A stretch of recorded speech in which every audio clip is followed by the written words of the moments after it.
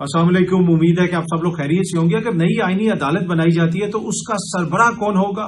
इमरान खान साहब के वकालतनामे के ऊपर दस्तखत नहीं करवाए जा सक रहे, उन्होंने सुप्रीम कोर्ट में अपील करनी है। किस मुकदमे में अपील करनी है, ये सारा मामला क्या है, खान साहब के वकला क्या बताते हैं, उस हवाले से कुछ तफसीलात हैं। खैबर पख्तूनख्वा में वो कौन सी हुकूमती शख्सियत है जो मुबैना तौर पर तालिबान को पैसे देती है, उस हवाले से भी कुछ तफसीलात हैं।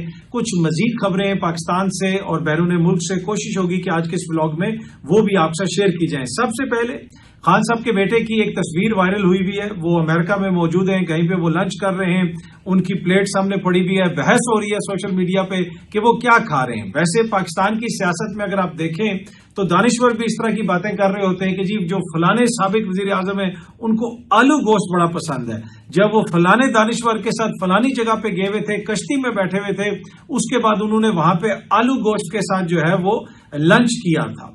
अब दुनिया में आप किसी भी जगह पे देख लें, तारीख पढ़ के देख लें, कितने लोग ऐसे होंगे जो खुश लिबास भी हैं और खुश खुराक भी हैं और उन्होंने दुनिया में कोई तब्दीली लेके आई है। अब खान साहब के बेटे क्या खा रहे थे या क्या नहीं खा रहे थे मुझे नहीं पता, वो कोई बहस ही नहीं है। उस पर ना कोई बहस करने की जरूरत है। कोई इधर से कुछ कह रहा है, कोई उधर से कुछ कह रहा है। लेकिन मैं पाकिस्तान का अलमिया आपको बताना चाहता हूं कि जहां पे 45% आबादी गुर्बत का शिकार है, यहां पे सियासी रहनुमाओं की तारीफें ऐसी की जाती हैं कि वो बड़े खुश खुराक हैं, उनका दस्तरखान ऐसा है, वो ये चीजें खाते हैं, वो चीज खाते हैं, उनको ये चीज बड़ी पसंद है। जो जिस मुल्क में बहुत सारे लोग ऐसे हैं जो सिर्फ मिर्च या रोटी या प्याज और रोटी खाना ही अफोर्ड कर सकते हैं, वहां पे अगर खुश खुराक और खुश लिबास हुक्मरान हो तो वो असल अलमिया होता है। ऐसे माशरों के अंदर कोई भी शख्स जिसने दुनिया के अंदर कोई तब्दीली लानी हो, ना वो खुश खुराक होता है ना वो खुश लिबास होता है। ऐसा अगर कोई दानिश्वर भी बैठा हुआ आपको बता रहा है कि फलानी बोटी ऐसे होती है, इस चीज का गोश्त ऐसा होता है, भाई ये मतलब आप हद दर्जे के फारिग आदमी हैं अगर आप खुराक के हवाले से इस तरह की बातें करें। बाकी खुराक अल्लाह की नेमत है, जितनी आपको मिलती है अच्छे तरीके से आप जरूर खाएं। ये नहीं है कि जी आप खुराक ना खाएं, लेकिन खुराक के लिए जीना, हर वो खुराक की बातें करना, जी फलानी जगह पे जाएंगे तो ये चीज खाएंगे। ये भी बताया जाता है कि जी फलाना लीडर जो है उसको दिन में ये चीज पसंद है, वो ऐसे खाता है। कुछ लोग जो रेस्टोरेंट्स वगैरह पे जाते हैं उधर जाके बताते हैं जी इसमें ये चीज डाल देना, इसमें वो कर देना।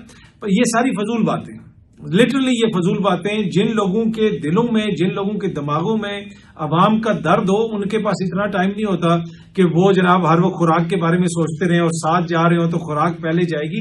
बाकी जिस तरह मैंने पहले भी अर्ज किया, जिसने खुराक खानी है वो जरूर खाए। खुराक तो एक बुनियादी सी चीज है, वो जरूर आप खाएं। लेकिन गरीब ममालिक के अंदर जो खुश लिबास और खुश खुराक हुक्मरान होते हैं, यकीन कीजिए वो लोगों के लिए बाइसे जहमत बनते हैं। बाकी जो रिस्क है वो तो अल्लाह ताला की रहमत है, उसको आप जरूर एंजॉय करें। लेकिन मैं जिस कॉन्टेक्स्ट में बात कर रहा हूं आप उस कॉन्टेक्स्ट को समझें।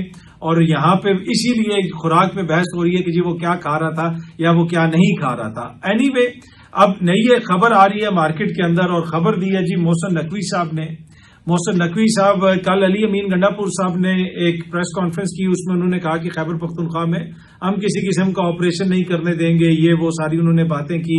उन्होंने कुछ और भी कहा कि जी ड्रोन हमले हम नहीं होने देंगे। अब ड्रोन हमले जो होते हैं उसमें कोलैटरल डैमेज जिसे कहा जाता है, आम पाकिस्तानी उसके अंदर मारे जाते हैं, उसके ऊपर काफी ज्यादा रिस्पांस भी आता है। उस बात के ऊपर उनका स्क्रीनशॉट लगा के, यानी उनकी खबर का स्क्रीनशॉट लगा के मोहसिन नकवी साहब ने ट्वीट की और अपनी ट्वीट के अंदर कहा कि दहशतगर्दों के खिलाफ तमाम वसाइल इस्तेमाल होंगे। वैसे मोहसिन नकवी साहब इस वक्त बांग्लादेश में बैठे हुए, वहां पे पाकिस्तान की टीम की जो कारकर्दगी है वो हमारे सामने है। एक इसके साथ उन्होंने फिर दूसरी ट्वीट की मोहसिन नकवी साहब ने, एक अहम सूबाई ओहदेदार डेरा इस्माइल खान में तालिबान को कितने पैसे हर माह देता है, ये भी उन्होंने क्वेश्चन किया। अब बुनियादी तौर पे उनका इशारा अली अमीन साहब की जानिब है कि अली अमीन साहब जो है वो तालिबान को पैसे देते। हमें तो ये बताया गया था कि ये तो सारा फितना भारत का, ये भारत पैसे देता है। लेकिन अब मोहसिन नकवी साहब बता रहे हैं कि वो कोई खैबर पख्तूनख्वा की हुकूमत का आला ओहदेदार जो है वो तालिबान को पैसे देता है।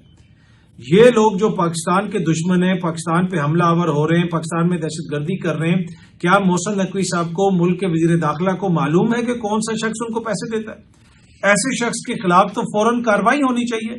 पिछले दिनों इन्होंने कहा कि जी वो आसिफ जरदारी साहब के हवाले से जो खबर आई थी उसमें पता नहीं गैर मुल्की एजेंसियां मुलविस हैं। तो भाई कार्रवाई करें उन लोगों के खिलाफ। आप वजीर दाखिला हैं, آپ نے کیا صرف ٹویٹ کرنی ہے؟ ٹویٹ تو صحافی بھی کر سکتے ہیں، خبر تو صحافی بھی دے سکتے ہیں. اب آپ نے خبر تو نہیں دینی، آپ نے تو اس کے اوپر کارروائی کرنی ہے. تو یہ میرے لیے چیز بڑی پریشان کن ہے کہ وہ کون سی معزز شخصیت ہے جو طالبان کو پیسے دیتی ہے، اور محسن نقوی صاحب کو پتا بھی ہے لیکن ابھی تک انہوں نے اس کے خلاف کوئی ایکشن نہیں لیا. خبر تو ماجد نظامی صاحب نے بھی دے دی، سینئر صحافی ہیں، انہوں نے محسن نقوی صاحب کی یہ جو پیسے والی ٹویٹ ہے اس کے اوپر ٹویٹ کی. انہوں نے کہا شاید اتنے ہی پیسے جتنے ایک ٹی وی چینل کے مالک لشکر جنگوی کے ملک اسحاق کو دیا کرتے تھے. اب یہ انہوں نے بھی پتہ نہیں کس جانب اشارہ کیا، لیکن اس طرح کی باتیں تو وہ صحافی کرتے ہیں، صحافی خبریں دیتے ہیں.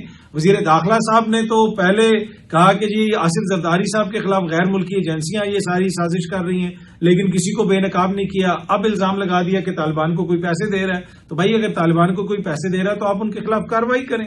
کہ اسحاق ڈار اور محسن نقوی میرے صوبے کی بات نہیں کر سکتے. محسن نقوی آپ کو بہت پیارا ہوگا لیکن وہ میرے صوبے کو نہ وہ جانتا ہے نہ کچھ کر سکتا ہے. اس صوبے میں کسی قسم کے آپریشن کی اجازت نہیں دیں گے. اچھا، جب یہ ساری بحث چل رہی تھی محسن نقوی صاحب نے ٹویٹ کی تو علی امین صاحب کے بھائی جو ہے فیصل امین صاحب وہ بھی فوراً میدان میں آ گئے. انہوں نے کہا کہ جب ایک 8 سالہ بچہ جو ذہنی کمزوری کا شکار ہو سوشل میڈیا کا استعمال کرنا شروع کرتا ہے، تو محسن نقوی صاحب کی اس ٹویٹ کے اوپر انہوں نے کہا کہ یہ بچگانہ سی ایک انہوں نے ٹویٹ کی ہے اور اس میں اس سے زیادہ اور کچھ نہیں ہے. ایک جو اہم صوبائی عہدیدار والی انہوں نے بات کی تھی اس کے اوپر انہوں نے یہ طنز کیا ہے کہ یہ تو ایک ایسے بچے کی ٹویٹ لگتی ہے جو محسن نقوی صاحب نے کی ہے جو ذہنی طور پہ پختہ بھی نہیں اور شاید ذہنی کمزوری کا شکار ہے. اچھا، یہ خبریں تو آئی رہی ہیں لیکن ایک اور خبر مارکیٹ میں آ گئی ہے. سینئر صحافی ہیں زاہد گشکوری صاحب، انہوں نے یہ بتایا کہ حکومت یہ سوچ رہی ہے کہ اگر نئی آئینی عدالت بنائی جاتی ہے تو قاضی فائز عیسیٰ کو اس کا سربراہ بنا دیا جائے یا پھر ان کو چیف الیکشن کمشنر بنا دیا جائے. یہ بات کچھ دنوں سے اسلام آباد کے سرکلز میں آج کل بھی ہو رہی ہے. ماضی میں جب 26ویں آئینی ترمیم ہونے والی تھی اس وقت تو بہت زیادہ یہ چیز ڈسکس ہوتی تھی. ایک دفعہ میں نے ایک حکومتی وزیر سے یہ پوچھا بھی کہ کیا آپ قاضی فائز عیسیٰ صاحب کو کوئی عہدہ دینا چاہتے ہیں، تو انہوں نے کہا کہ وہ ڈیزرو کرتے ہیں، ان کی جتنی خدمات ہیں آئین اور قانون کے لیے ان کو ملنا چاہیے. انہوں نے کہا کہ میرے پاس انفارمیشن نہیں ہے لیکن کسی بھی جگہ پہ اگر یہ چیز ڈسکس ہوئی تو میں تو یہ کہوں گا کہ قاضی فائز عیسیٰ صاحب کو بنایا جائے، یہ بنایا جائے، وہ بنایا جائے. اب دوبارہ یہ خبر گردش کر رہی ہے کہ 27ویں آئینی ترمیم آنے والی ہے اور اگر وہ آئینی ترمیم آتی ہے تو اس میں ہو سکتا ہے کہ آئینی عدالت بھی بنا دی جائے اور اس آئینی عدالت کا سربراہ قاضی فائز عیسیٰ کو بھی بنایا جا سکتا ہے اور اس کے ساتھ ساتھ چیف الیکشن کمشنر بھی ان کو بنایا جا سکتا ہے. موجودہ جو چیف الیکشن کمشنر ہیں وہ ماشاءاللہ ریٹائرڈ ہو چکے ہیں لیکن 26ویں آئینی ترمیم کی وجہ سے وہ اپنے عہدے پر قائم ہیں. اب دیکھتے ہیں جناب 27ویں آئینی ترمیم میں کیا چیز سامنے آتی ہے اور قاضی فائز عیسیٰ صاحب جو ہیں وہ اس کے سربراہ بنتے ہیں یا نہیں بنتے. دوسری جانب عدالتوں کے اندر سے انصاف والا معاملہ تو آپ کو پتا ہے، سب کے سامنے ہے. انصاف تو عدالتوں سے ہی ملتا ہے لیکن عمران خان صاحب کے وکلا اب کمپلین کر رہے ہیں، کچھ چیزوں کے اوپر وہ شکایت کر رہے ہیں. یہ سامنے آپ دیکھ سکتے ہیں. خالد یوسف چودھری صاحب جو ہیں وہ عمران خان صاحب کے وکیل ہیں. انہوں نے باقاعدہ ایک ویڈیو پیغام جاری کیا جس میں انہوں نے بتایا کہ پہلے عمران خان کے خلاف جو مقدمات تھے ان میں پیش ہونے کا موقع دیا جاتا تھا مگر فیصلے ہمارے خلاف آتے تھے. پھر مقدمات کی سماعت ہوتی تو عمران خان عدالت میں موجود ہوتے اور پر حق دفاع چھین لیا جاتا. اب یہ حالت ہو گئی ہے کہ درخواست دائر کرنے کے لیے جو پہلا ڈاکومنٹ ہے جو وکالت نامہ ہے اس کے اوپر دستخط ہی نہیں ہونے دیے جا رہے. عمران خان صاحب کی ضمانتیں منسوخ ہوئی تھی لاہور ہائی کورٹ سے اور اس کے بعد انہوں نے اس کے خلاف اپیل کرنی ہے سپریم کورٹ سے. کتنے دنوں سے ان کا وکالت نامہ جیل کے سپرنٹینڈنٹ کے پاس پڑا ہوا ہے لیکن وہ دستخط کروا کے واپس عمران خان کو نہیں دے رہے. وہی سپرنٹینڈنٹ جن کے حوالے سے عمران خان صاحب نے کہا ہے کہ یہ میرے اوپر ظلم کر رہا ہے اور میں اس کو کبھی نہیں چھوڑوں گا، کبھی معاف نہیں کروں گا. تو ان کے وکیل بھی یہی کہہ رہے ہیں کہ جناب وکالت نامہ کے اوپر دستخط نہیں کر کے ہمیں دیے جا رہے. اب یہ سارا معاملہ عدالت میں گیا ہے اور دہشت گردی کی جو عدالت ہے وہاں پہ جو جج صاحب ہیں امجد علی شاہ صاحب، انہوں نے جیل حکام کو آج آرڈر کیا ہے کہ آج ہی وکالت نامہ دستخط کروا کے عمران خان صاحب کے حوالے کیا جائے، ان کے وکلا کے حوالے کیا جائے اور اس کے اوپر رپورٹ بھی جمع کروائی جائے. اس سے آپ اندازہ لگا سکتے ہیں کہ کیا صورتحال ہے. جب ماضی میں دیگر رہنما وہاں پہ قید تھے ان کی کتنی ملاقاتیں ہوتی تھیں، کون کون ملنے جاتا تھا، کیا کچھ ہوتا تھا، اس کی ایک لمبی فہرست ہے، لمبی اس کی ایک تاریخ ہے.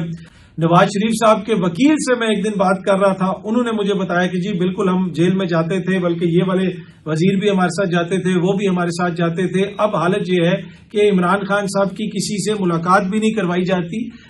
ایک کسی جگہ پہ بات ہوئی کہ جی عمران خان صاحب کی ملاقات ہو جائے گی، بڑی امپورٹنٹ شخصیت سے بات ہوئی تو انہوں نے کہا جی ہاں جی کوئی مسئلہ ہی نہیں، وہ تو جیل میں ملاقات ہو جائے گی۔ بعد میں انہوں نے معذرت کر لی، نہیں جی عمران خان صاحب سے ملاقات نہیں ہو سکتی۔ اس کی تفصیل کیا ہے اور کیا چیزیں ہیں وہ کبھی کسی اور موقع پہ آپ کے ساتھ شیئر کروں گا، لیکن بتانے کا مقصد یہ ہے کہ ملاقاتیں تو چھوڑیں، ابھی عمران خان صاحب کے جو وکالت نامے ہیں ان کے اوپر بھی دستخط نہیں ہو رہے اور آج پھر عدالت سے حکم آیا ہے۔ عمران خان صاحب کے اوپر مختلف قسم کے مقدمات ہیں، ان کے مقدمات چل رہے ہیں، اور یہ جو وکالت نامہ دستخط کروانا یہ بنیادی سی چیز ہے۔ اگر اس میں رکاوٹ آ رہی ہے تو اس سے آپ اندازہ لگا سکتے ہیں کہ دیگر جگہوں پہ کیا کچھ مسائل ان کو ہوں گے۔ ویسے الزامات تو بہت سارے سیاستدانوں پہ لگتے رہتے ہیں۔ ایک زمانے میں مولانا صاحب کے حوالے سے بھی خبریں آ رہی تھی کہ ہو سکتا ہے کہ نیب ان کو گرفتار کر لے۔ پھر مولانا نے یہ والی پریس کانفرنس کی تھی اسلام آباد میں، جی ہاں جی یہ سامنے آپ دیکھ سکتے ہیں، اس طرح بالکل بندوقیں شدوقیں اٹھا کے آگے پیچھے لوگ ان کے کھڑے تھے اور انہوں نے کہا کہ ہم دیکھتے ہیں کہ کیسے کوئی کچھ کرتا ہے۔ تو اس کے بعد پھر کسی ادارے نے مولانا کو گرفتار کرنے کی یا ان کے اوپر کوئی اس طرح کا مقدمہ چلانے کی دوبارہ کوئی بات ہم نے نہیں سنی، یقیناً کوئی ثبوت نہیں ملے ہوں گے، اسی وجہ سے پھر یہ چیز آگے نہیں بڑھی۔ اچھا جی، ایک جنگ اس وقت جاری ہے، کمبوڈیا اور تھائی لینڈ میں جنگ ہو رہی ہے، اس کی بنیادی وجہ کیا ہے، کیوں دونوں ممالک لڑ رہے ہیں، اس حوالے سے بھی آپ کو تفصیلات بتاؤں گا۔ لیکن فرانس نے اعلان کیا ہے کہ وہ فلسطین کو ایز اے ریاست تسلیم کریں گے۔ انہوں نے باقاعدہ اس کے حوالے سے فرانس کے جو صدر میکرون ہیں انہوں نے اعلان کیا کہ جی ہم ریکگنائز کریں گے فلسطینی ریاست کو، اور ستمبر میں یونائیٹڈ نیشن میں جو اجلاس ہوتا ہے اس میں خطاب کے دوران یہ غالباً وہ اس چیز کا اعلان کریں گے۔ اس کے اوپر امریکہ بڑا ناراض ہے، وہی امریکہ جس نے جو کچھ بھی غزہ میں ہو رہا ہے، اس وقت غزہ میں حالت یہ ہے کہ بچے بھوک سے مر رہے ہیں، اور یہ سب کچھ کبھی بھی اسرائیل نہیں کر سکتا تھا اگر اس کو صدر ٹرمپ کی ایسی حمایت حاصل نہ ہوتی۔ وہی ٹرمپ جن کو اسرائیل نے اور پاکستان نے نوبل پیس پرائز کے لیے نامزد کیا ہے۔ اب جب فرانس کے صدر نے یہ اعلان کیا ہے کہ جی ہم فلسطینی ریاست کو تسلیم کریں گے، اس کے اوپر امریکہ کے جو وزیر خارجہ ہیں مارکو روبیو صاحب، انہوں نے کہا ہے کہ جی ہم اسٹرانگلی ریجیکٹ کرتے ہیں۔ انہوں نے باقاعدہ امریکہ کے صدر کو ٹیگ کر کے ٹویٹ کیا ہے کہ ہم اس کو اسٹرانگلی ریجیکٹ کرتے ہیں کہ آپ فلسطینی ریاست کو یو این کے جنرل اسمبلی کے اجلاس میں تسلیم کرنے کا اعلان کریں گے۔ انہوں نے یہ کہا کہ جناب یہ ایک انتہائی غیر ذمہ دارانہ اقدام ہے، اور بڑے سخت الفاظ میں اس کی مذمت کی۔ اب اس وقت جب بھی کوئی ایسی بات ہوتی ہے جہاں پہ اسرائیل کے اوپر کوئی تنقید ہو رہی ہو، ان کے خلاف کوئی قدم اٹھانے کی بات ہو رہی ہو، اگر کوئی اس میں مداخلت کرتا ہے تو سب سے پہلے امریکہ ہے۔ اب امریکہ میں بھی ایسی آوازیں آ رہی ہیں کہ بھائی آپ کو ایسی کون سی مجبوری ہے کہ آپ امریکن شہری بھوکے مر رہے ہیں لیکن آپ اربوں ڈالر جو ہے وہ اسرائیل کو بیچتے ہیں، اسرائیل کے لیے کبھی آپ اس سے لڑتے ہیں کبھی اس سے لڑتے ہیں۔ یہ ساری بحث اب امریکہ میں بھی چل رہی ہے، لیکن آپ آئرنی دیکھیں، آپ اندازہ کریں، آپ وہ جسے کہتے ہیں نا کہ اس سے بہتر اگزامپل نہیں دی جا سکتی کہ مارکو روبیو صاحب جو ہیں سیکرٹری آف اسٹیٹ، ان کی 2 ٹویٹس ہیں اوپر نیچے۔ اوپر یہ ٹویٹ کر رہے ہیں کہ جو ایمینوئل میکرون کر رہے ہیں اس کی وہ مذمت کر رہے ہیں کہ بھائی آپ کون ہوتے ہیں فلسطین کو تسلیم کرنے والے، یہاں پہ وہ اسرائیل کے حق میں آ کے یہ ساری باتیں کر رہے ہیں۔ نیچے جو ان کی ٹویٹ ہے اس میں انہوں نے لکھا ہوا ہے کہ انڈر جو صدر ٹرمپ کی leadership we are committed to advancing an America first foreign policy agenda. An America first, بھائی امریکہ فرسٹ نہیں ہے، اسرائیل فرسٹ ہے۔ آپ اس کے لیے اپنے مفادات کو بھی نقصان پہنچاتے ہیں، دنیا بھر میں دشمنیاں لیتے ہیں، تو پھر ساتھ یہ بھی کہہ رہے ہیں کہ جی امریکہ فرسٹ ہماری پالیسی ہے۔ وہ کتنی ہے وہ پوری دنیا کو پتہ، اور یہ وہ سارے کوسچنز ہیں جو اس وقت امریکہ میں بھی ریز کیے جا رہے ہیں۔ قمر زمان قاہرہ صاحب سے ایک ٹی وی پروگرام میں نادر گرمانی صاحب ایک صحافی ہیں، انہوں نے پوچھا کہ آپ سمجھتے ہیں کہ یہ ہائیبرڈ نظام ہے جسے پیپلز پارٹی سپورٹ کر رہی ہے؟ اس کے جواب میں قمر زمان قاہرہ صاحب نے فرمایا کیا کسی کو کوئی شک ہے؟ آپ مجھ سے سوال کر کے یہ اقرار کروانا چاہتے ہیں؟ جانے نہ جانے گل ہی نہ جانے ہے، باغ تو سارا جانے ہے، قمر زمان قاہرہ صاحب نے یہ فرمایا۔ پر مسئلہ یہ ہے کہ آپ تو ہائیبرڈ نظام کے خلاف باتیں کرتے تھے، آپ تو سلیکٹڈ کے خلاف باتیں کرتے تھے، اس وجہ سے آپ لوگوں سے یہ کوسچنز کیے جا رہے ہیں۔ پیپلز پارٹی کے ایک اور رہنما ہیں ندیم افضل چاند صاحب، انہوں نے یہ کہا کہ عمران خان صاحب کے ساتھ عدل نہیں ہو رہا، یہ محرم کا مہینہ ہے اور جھوٹ بولنے والے پر اللہ کی لعنت ہوتی ہے، اس وقت بالکل عدل نہیں ہو رہا۔ جو کچھ بھی عمران خان صاحب کے ساتھ ہو رہا ہے وہ عدل پر مبنی نہیں ہے، انصاف پر مبنی نہیں ہے، ان کے ساتھ انتقامی کارروائی کی جا رہی ہے، اور یہ محرم کا مہینہ ہے، میں تو جھوٹ نہیں بول سکتا کیونکہ پھر اللہ کی لعنت پڑے گی، یہ کہا ہے جناب ندیم افضل چند صاحب نے۔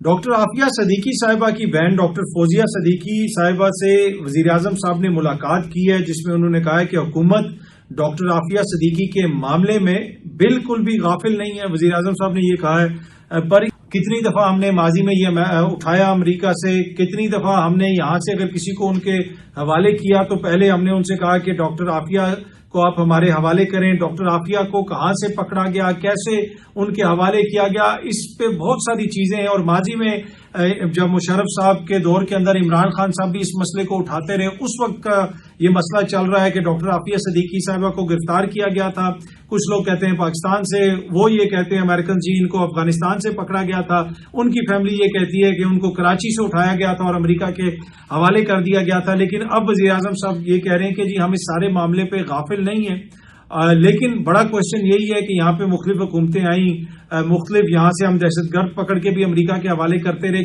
کیوں نہیں ہم نے ڈاکٹر عافیہ صدیقی کی حوالگی کا مطالبہ کیا؟ اب اگین اسحاق ڈار صاحب کی مارکو روبیو صاحب سے ملاقات ہونی ہے، غالباً آج ملاقات ہونی ہے یا کل ملاقات ہونی ہے امریکہ میں، یہ خبر آ رہی ہے۔ کیا اسحاق ڈار صاحب مارکو روبیو سے جو ملاقات ہوگی اس کے اندر اس معاملے کو اٹھائیں گے، ڈاکٹر عافیہ صدیقی کی حوالگی کا مطالبہ کریں گے؟